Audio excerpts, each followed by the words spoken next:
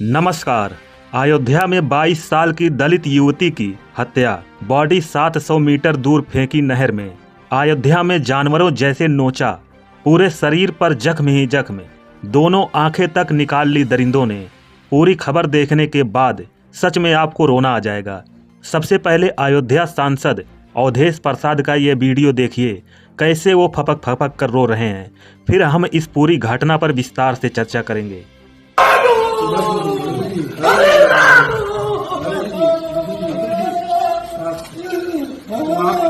आप उसकी लड़ाई लड़िए, लड़ाई लड़ी जाएगी। लड़ाई को आप लड़ेंगे, उसको न्याय उसके हमें जाने दो। दिल्ली लोकसभा में जाने दो। मोदी के सामने हम बात रखेंगे। न्याय न मिला तो हम इस्तीफा दे देंगे, लोकसभा से हम इस्तीफा दे देंगे। हम बचाने में, हम बेटी की इज्जत बचाने में नाकामयाब हो रहे हैं। इतिहास क्या कहेगा? महारानी में इतिहास से गुरु साहब क्या कहेगा? आप बहुत लड़ाई लड़े हैं मंत्री, बिटिया के साथ ये हो गया। आपने कितने लोगों को आपने न्याय दिलाया है, फिर न्याय मिलेगा। दोस्तों, पता नहीं उत्तर प्रदेश को किसकी नज़र लग गई है। एक के बाद एक ऐसी घटना हो रही है जो दिल व्यथित कर दे रही है, आंखों से आंसू ला दे रही है और यह सोचने पर विवश कर दे रही है कि मानवता कहीं बची है या नहीं बची है, संवेदनशीलता कहीं बची है या नहीं बची है। कुंभ में लाशों की संख्या छुपाई जा रही है। जब भगदड़ मची, ना जाने कितने परिजन बिछड़ गए, ना जाने कितने परिवारों के कितने सदस्य मर गए। मेरी बेटी को तड़पा कर मारा, वो किसी से कोई मतलब नहीं रखती थी। पता नहीं दरिंदों ने उसे क्यों जानवरों की तरह नोचा। उसके शरीर का ऐसा कोई अंग नहीं था जहां चोट के निशान ना हो। पुलिस अगर समय से ढूंढ लेती तो मेरी बेटी जिंदा मिल जाती।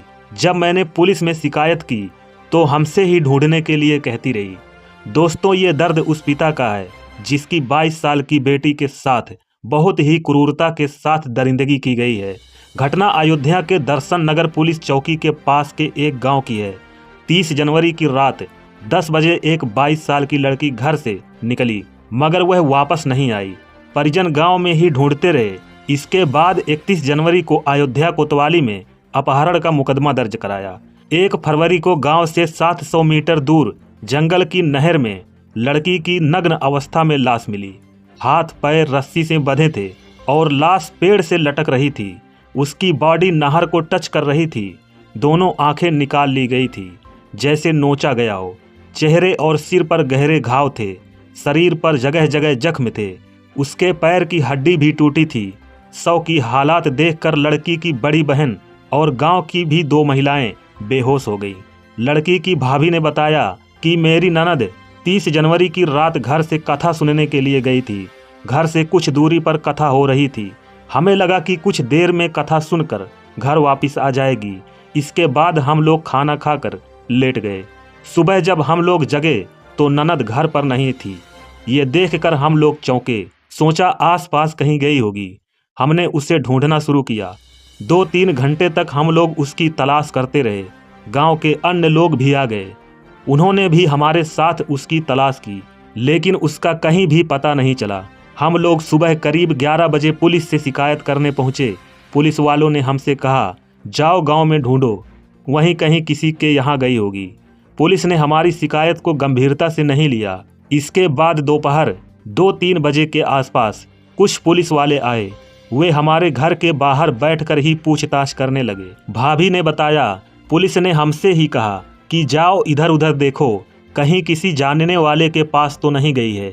इस बीच हम लोग जब तलाश कर रहे थे तो गांव के स्कूल के पास उसके कपड़े मिले जो खून से सने हुए थे।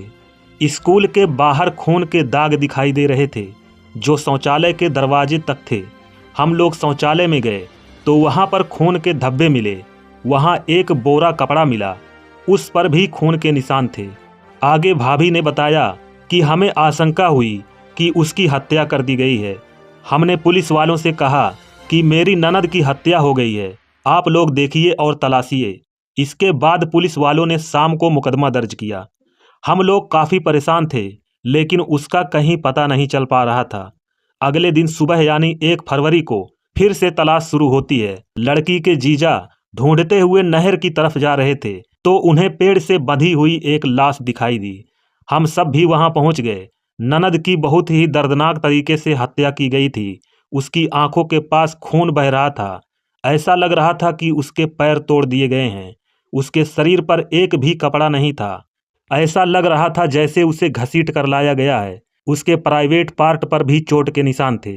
लड़की के पिता से जब पूछा गया कि आपकी किसी से कोई दुश्मनी तो नहीं थी, पिता बोले हमारी किसी से दुश्मनी नहीं थी। इस पर उन्होंने कहा हम खेती किसानी और मजदूरी करके परिवार चलाते हैं, हमारी किसी से क्या दुश्मनी हो सकती है। हमारे दामाद ना होते तो हमारी बेटी की डेड बॉडी भी ना मिलती। पुलिस तो ऐसा ही रवैया अपना रही थी।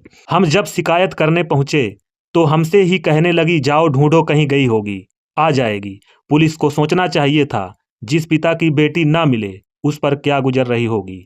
हत्या के बाद सभी लोग आ रहे हैं, अब क्या है, मेरी बेटी तो वापस नहीं आ सकती। ये कहते हुए पिता की आंखें भर आती है। एसपी राजकरण नैयर ने बताया हमें जानकारी मिली है कि 30 जनवरी की रात के बाद युवती गायब हो गई। 2 दिन बाद 1 जनवरी को लाश मिली। युवती की हत्या कहीं और की गई है। बॉडी इस तरह यहाँ रखी गई है जिससे पुलिस गुमराह हो जाए। हमने 3 टीम गठित की है। 2 संदिग्धों को उठाया गया है। पूछताछ जारी है, जल्द खुलासा हो जाएगा। अयोध्या में दलित युवती की हत्या पर सपा सांसद अवधेश प्रसाद मीडिया के सामने फूट फूट कर रो रहे हैं। उन्होंने कहा इस मुद्दे को लोकसभा में मोदी के सामने उठाऊंगा। न्याय नहीं मिला तो इस्तीफा दूंगा। हम बेटी की इज्जत बचाने में नाकामयाब हो रहे हैं। दोस्तों, इस दर्दनाक घटना पर आपका क्या कहना है? इस पूरी खबर पर आपकी क्या प्रतिक्रिया है? कमेंट बॉक्स में हमें जरूर बताएं। आपसे एक रिक्वेस्ट है, कृपया हमारे चैनल को सब्सक्राइब करें और वीडियो को लाइक जरूर कर दें। मिलते हैं अगली वीडियो में। जय हिंद।